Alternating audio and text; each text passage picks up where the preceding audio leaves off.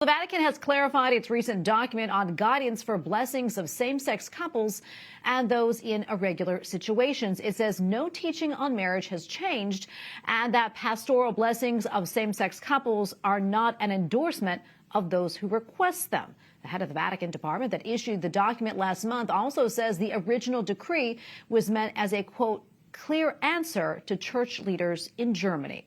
Cardinal Victor Manuel Fernandez says the document forbids liturgical blessings for same-sex couples, a plan being considered by some in Germany and elsewhere. In an interview with a German newspaper this week, the head of the Dicastery for the Doctrine of Faith said in part, quote, it is not the answer that people in 2 or 3 countries would like to have. Rather, it is a pastoral response that everyone could accept, albeit with difficulty.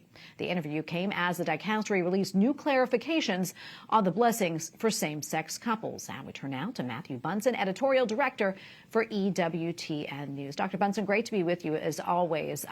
So talk to us about why Cardinal Fernandez issued this new effort to clarify the original Declaration on Blessings. Yeah, well, Happy New Year. Let's just say that this is for Cardinal Fernandez in his role as prefect for the Dicastery for the Doctrine of the Faith, his first exercise or foray into what you might term ecclesiastical crisis management.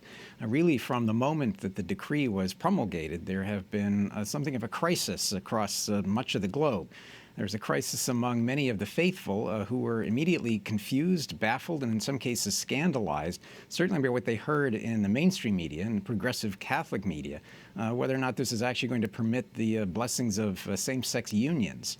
Then we had progressives who were pushing this, as we saw in Germany and elsewhere, including parts of Belgium, who were taking this well beyond what was allowed and foreseen in this declaration in terms of those blessings. But the biggest issue for Cardinal Fernandez has been the sharp reaction of bishops around the world.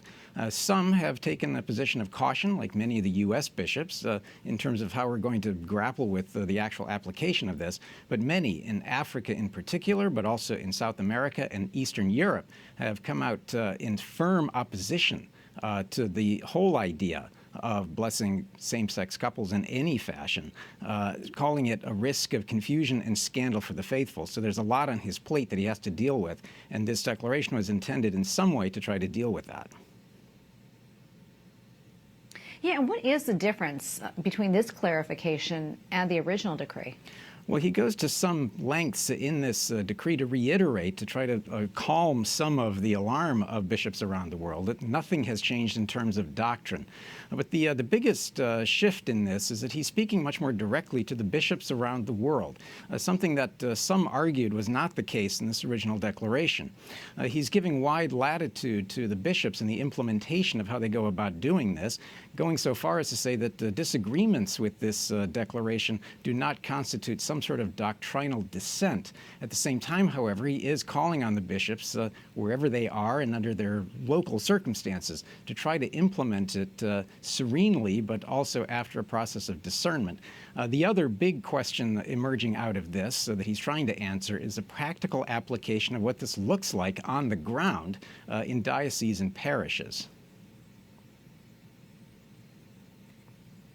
And Matthew, you know, what are some of the concrete examples of blessings that is given in this new statement? Why are they important in this situation? Yeah, well, it's that on-the-ground reality. We have seen in social media, for example, that what were supposed to be a simple and spontaneous blessings that are supposed to be a few seconds, as Cardinal Fernandez writes, have turned in some cases into very elaborate affairs that seem very clearly to violate both the letter and spirit of fiducia supplicans. So he is making it clear again what is possible and what isn't, making that distinction, as he does in this document, between liturgical and pastoral blessings, and reiterating again the circumstances and locations where they're allowed and where they're not allowed. That has grave implications, I think, because of how this might play out in the weeks and months to come if we continue to see the social media photographs and other things of blessings that go well beyond what was foreseen by this dicastery and by Pope Francis. Matthew, we have probably less than 30 seconds left, but quickly, what do you think is going to happen next? I mean, do you think this will ease the crisis? Yeah, a couple of questions I think are still outstanding. How will the bishops in Africa and elsewhere receive this? Will they remain in firm opposition to the whole concept of these pastoral blessings? We're also going to have to see what the Germans decide to do.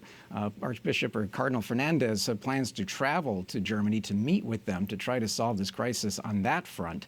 If they plow ahead, as they seem determined to do, with their own synodal path, including blessings of same-sex unions in a liturgical setting, we could see this crisis play out quite into the future. Dr. Matthew Bunson, Editorial Director for EWTN News, always wonderful to be with you. God bless. Good to be with you.